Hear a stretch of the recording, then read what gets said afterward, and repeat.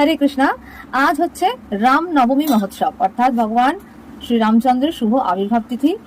সেই উপলক্ষে আজকে বাড়িতে ভোগ নিবেদন ছিল অন্ন, সাথে লেবু, পটল ভাজা, নোটে শাক ভাজা, এটা হচ্ছে পেঁপে এবং সজনে ডাঁটা দিয়ে ডাল, এটা হচ্ছে কোসাম্বরি। এটা একটা ভগবান শ্রী রামচন্দ্রের খুব প্রিয় রেসিপি। এটা বানানো খুব সহজ।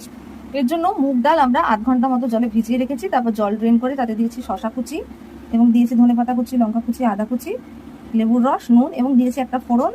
ফোড়নে ছিল সর্ষে, কারি পাতা, বিউলির ডাল এবং হিং। সেই ফোড়নটা এর মধ্যে ঢেলে দিয়েছি। এটা একটা খুব সুন্দর স্যালাড রেসিপি এবং গরমের জন্য এই রেসিপিটা খুব ভালো।